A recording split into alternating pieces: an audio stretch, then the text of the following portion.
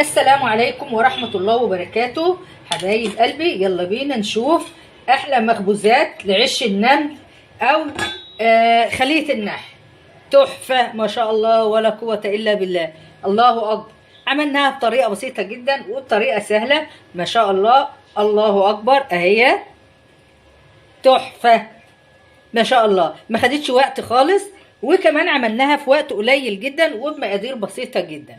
حبايب قلبي يلا بينا نروح على الفيديو نشوف احنا عملنا عش النمل ده ازاي. بسم الله الرحمن الرحيم. ازيكم حبايبي عاملين ايه؟ اهلا بكم فيديو جديد على قناتي قناه مطبخ ماما ادري. النهارده هنعمل نوع من انواع المخبوزات كلنا بنحبه وبنعشقه جدا جدا. ايه هو بقى الصنف ده؟ يلا بينا نتابع مع بعض كده نشوف الصنف ده هنعمله ازاي. تمام. اول حاجه هنعملها ايه؟ هنختبر الخميره بتاعتنا ولو احنا واثقين منها خلاص يلا اشتغلوا على بركه الله. معايا نص كوبايه من اللبن، هحط فيها كده معلقتين من السكر صغيره اللي هي معلقه الشاي دي. تمام كده.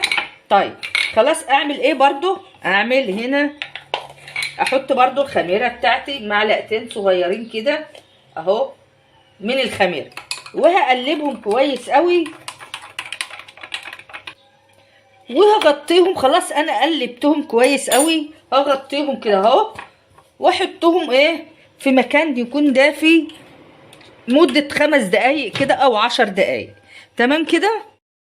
خلاص كده عملنا الخميره وحطيناها على جنب لحد اما تبان عندنا ان هي ايه بدات تشتغل. معايا بقى هنا الدقيق هعمل فيه ايه بقى؟ رشه صغيره كده من الملح اهي بالشكل ده كده اهي رشه كده صغيره. كمان معايا معلقه من البيكنج باودر اهو معلقه صغيره اهي من البيكنج باودر. تمام. وهقلب كويس قوي. طبعا دول 3 كوبايات من الدقيق نخلاهم كويس قوي. معايا هنا ربع كوب من الزيت اهو ومعايا هنا كوبايه من اللبن اهو مش هحطها برضو كلها. ونبدا بقى نعجن. لسه عندنا الخميره يعني بنقول عليها عش النمل او كمان ايه خلية النحل. خلاص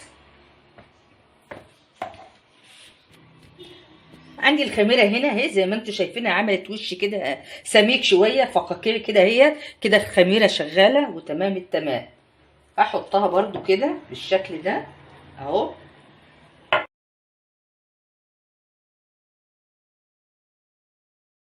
يا جماعه بنفضل نعجن فيها كده حوالي 10 دقايق. هي اهم حاجه في العجينه ديت انها تكون ايه طريه اهو.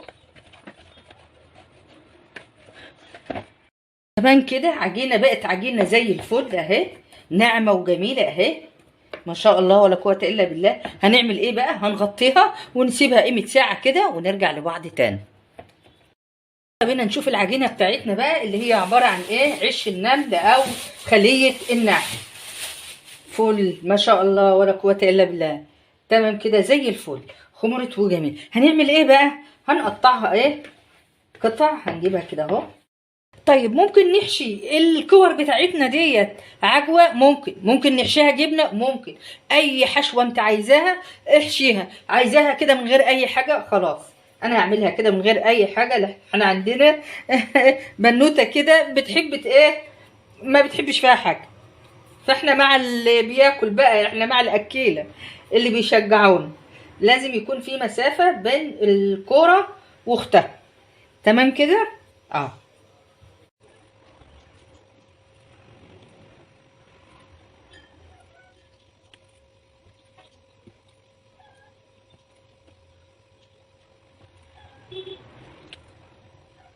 تكون الكور بعيدة عن بعضها كده قيمة سنتي بندي فرصة العجينة تغمر براحتها قوي. هي كده كده هتلزق في بعضها وهتبقى ايه تديني الشكل المطلوب. تمام كده. انا برجع اغطيها وبسيبها برضو قيمة نص ساعة او ساعة لحد ما تنتفش قوي. بعد كده ايه هنرجع برضو لبعض تاني. وبقى معانا احلى صينيه العيش النمل او خليه النحل او البريوش، اللي زي ما انتوا عايزين تسموه سموه. تحفه، جميل جدا ما شاء الله ولا قوه الا بالله. خدش وقت خالص. في نفس الوقت عملنا صنف مش هنشتريه من المخبز، نشتريه بالشقه اللي بقد كده، لا موجود عندنا، كل حاجه موجوده عندنا اهي زي الفل. حبايب قلبي اللي دايما بينوروني بالمشاهده، ما ينسوش اللايك الجميل بتاع ماما قدريه، وكمان الاشتراك على القناه عشان يوصلكم كل جديد. في جرس صغير كده جنب كلمه اشتراك، نتك عليه كده يطلع علينا كل جديد من مطبخ ماما قدريه. حبايب قلبي احبكم في الله، والسلام عليكم ورحمه الله وبركاته.